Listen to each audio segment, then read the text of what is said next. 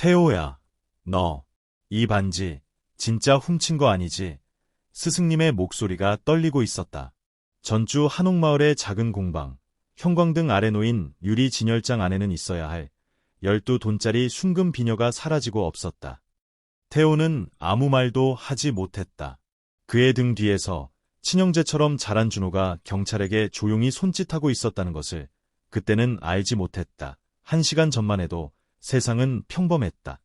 한태호, 32살 전주에서 나고 자란 그는 19살부터 금성공방에서 은장도와 비녀, 놀이개를 만들어 온 장인이었다. 부모님을 어릴 때 교통사고로 여의고 공방의 스승 오병철 밑에서 자식처럼 자랐다. 그는 손끝이 야무졌고 무엇보다 성실했다. 새벽마다 화로에 불을 지피고 은을 두드리며 하루를 시작했다. 공방에는 태호와 함께 자란 도준호도 있었다. 준호는 부모를 잃은 태호를 오병철이 데려왔을 때 이미 그 집에서 살고 있던 친아들이었다. 둘은 형제처럼 지냈다. 그리고 태호에게는 약혼녀, 송하윤이 있었다. 하윤은 공방의 디자이너로 전통 문양을 현대적으로 재해석하는 재능이 뛰어났다. 태호는 하윤과 함께 공방을 물려받아 2년 안에 결혼할 계획이었다. 사건은 조용히 시작됐다. 한 달 전 지방 유력 인사의 팔순 잔치에 쓰일 순금 비녀 제작 의뢰가 들어왔다. 값으로 치면 5천만 원이 넘는 물건이었다. 태호가 밤을 새워 완성한 비녀는 공방 금고에 보관되어 있었다. 그런데 납품 전날 밤 그 비녀가 감쪽같이 사라졌다.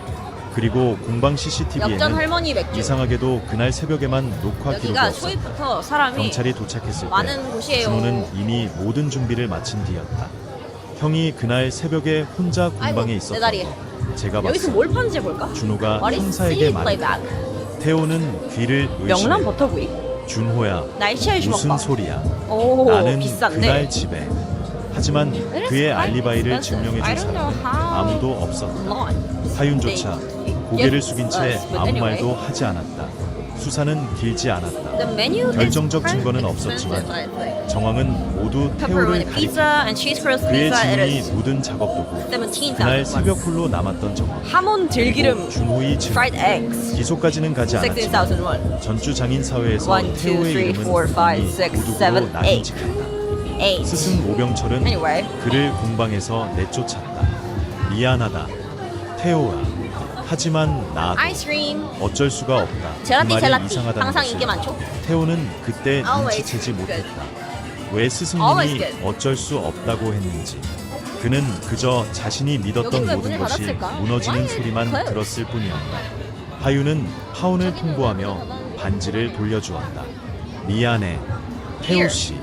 나는 이 상황을 감당할 자신이 없어. 그녀의 목소리는 낮았고 눈은 붉게 젖어 있었지만 그녀는 끝내 이유를 말하지 않았다. 태호는 짐 하나만 챙겨 전주를 떠났다. 서울행 버스 안에서 그는 처음으로 소리내어 울었다. 20몇 해를 바친 공방, 형제라 믿었던 준, 사랑했던 하윤, 모든 것을 하룻밤 사이에 잃었다. 그는 창밖으로 흘러가는 풍경을 보며 다짐했다. 언젠가 반드시 진실을 밝히겠다. 내 손으로. 서울에서 그가 처음 얻은 일은 종로의 낡은 정당, 비금속 수리점의 자빌이었다. 사장 김덕수는 말이 거칠었지만 손재주를 알아보는 눈이 있었다. 너 손끝이 예사롭지 않은데. 태호는 낮에는 반지를 고치고 시계줄을 갈아끼고 밤에는 보석감정사 자격증 공부를 했다. 그는 매일 새벽 3시까지 책과 씨름했다. 2년 후 그는 감정사 자격증을 땄다. 2년 후 그는 작은 보석 감정 사무실을 차렸다. 그리고 그가 만든 은장도 하나가 우연히 한 백화점 큐레이터의 눈에 들었다. 이거 전통 문양인데 어떻게 이렇게 현대적이죠? 태호는 자신의 이름을 건 브랜드 한주단을 만들기로 결심했다. 전통 장신구를 현대적으로 재해석하는 회사였다. 브랜드는 느리지만 확실하게 성장했다. 태호는 실력만큼이나 신용을 최우선으로 삼았다. 의뢰받은 물건의 진위를 속이지 않았고 납기를 어긴 적이 없었다. 저 사람 물건은 믿을 수 있다는 평판이 두바이 초콜릿 쌓였다. 판다. 5년째 되던 해 트리트가. 한주단은 청담동의 두바이 플래그십 초콜릿. 매장을 열었고 태호는 백화점 명품관에 입점하는 국내 대표 주얼리 디자이너가 되어 있었다. 하지만 두바이 초콜릿 그는 단 하루도 힘들겠어. 전주를 잊은 적이 없었다. 매년 나도 두바이 부모님의 초콜릿 기일이면 먹어보고 싶었는데. 전주에 내려가 성묘를 했다. 그리고 그때마다 스승 오병철의 공방 앞을 지나쳤다.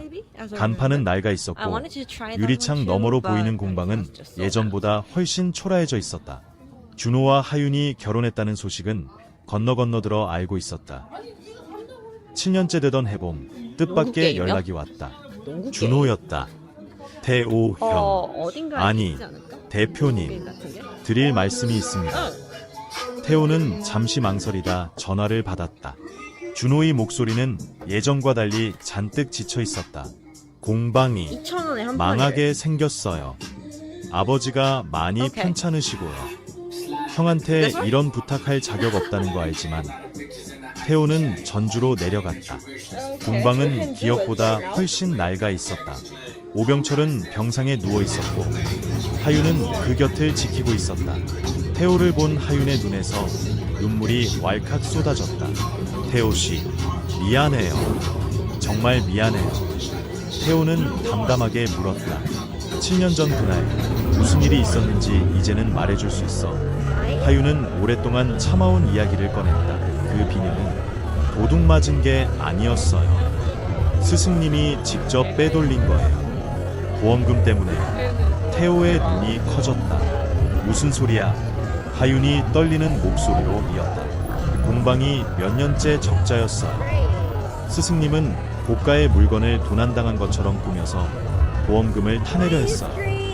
그런데 그 죄를 태호 씨한테 뒤집어 씌운 거예요. 그럼 준호는 왜 나를 봤다고 거짓말을 한 거야? 태호가 물었다. 그 순간 문밖에서 준호가 걸어 들어왔다. 그의 얼굴은 참백했다.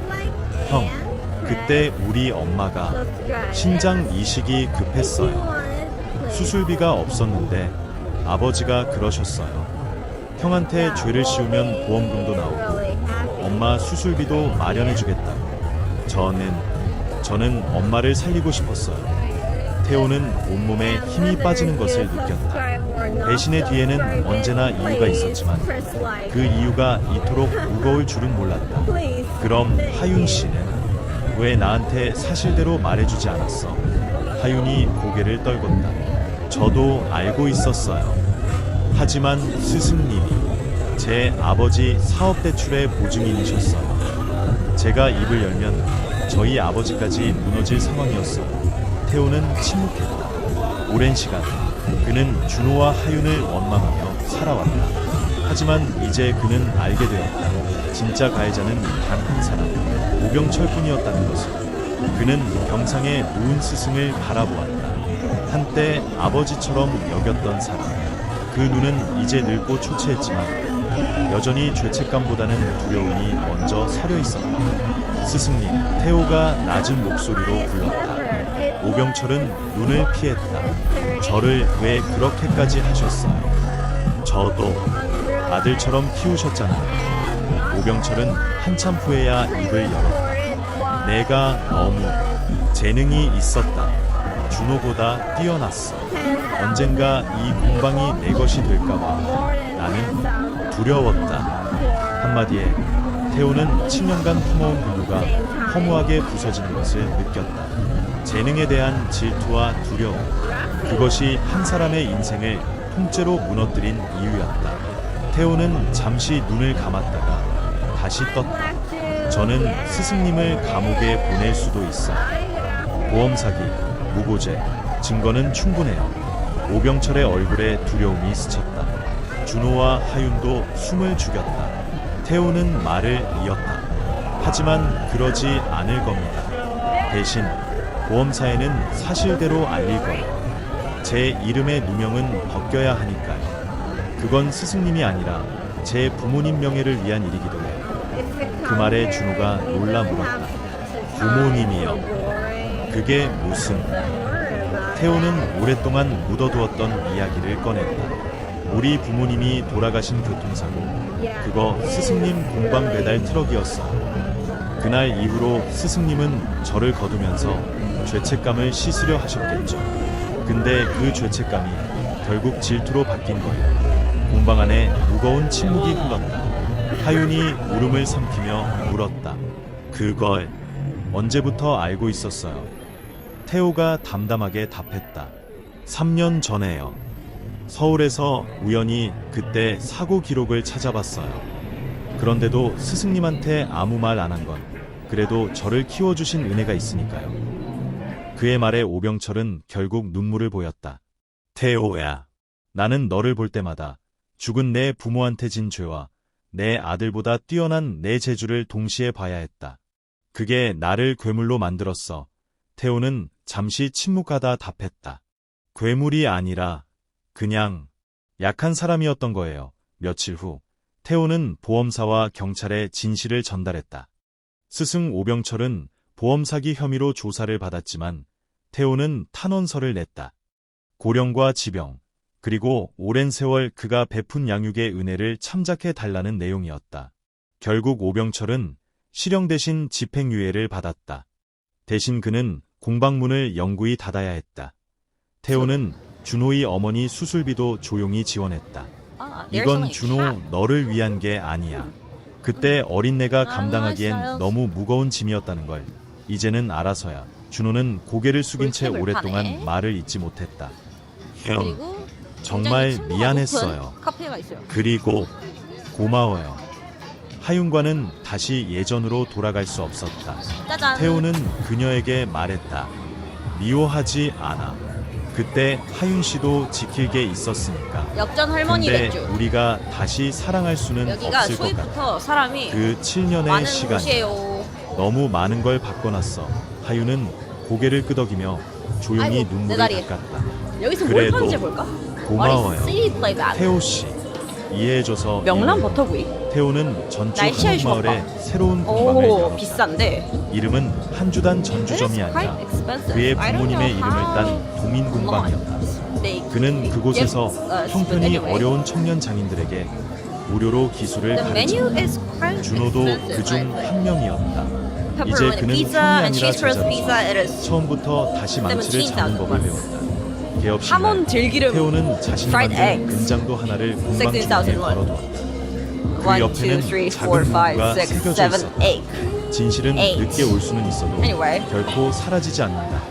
그는 그 문구를 볼 때마다 자신이 잃었던 7년이 결코 헛되지 Ice cream. 않았음을 되새겼다. 젤라띠 사람들은 항상 인기 종종 많죠. 복수가 상대를 무너뜨리는 것이라 Always 생각한다. good. 하지만 태호는 Always good. 알고 있었다. 진짜 복수는 자신을 무너뜨린 사람들보다 여기는 문을 더 나은 닫았을까? 사람이 되어 Why? 그들이 감히 흉내낼 수 없는 삶을 사는 것이라는 거야. 저기는 왜 그는 문을 닫았을까? 배신을 미워하는 대신 그것을 딛고 일어선 자신을 Here. 사랑하기로 했다. 지금도 Halloween? 동인공방에는 매일 아침 화롯불이 지펴진다.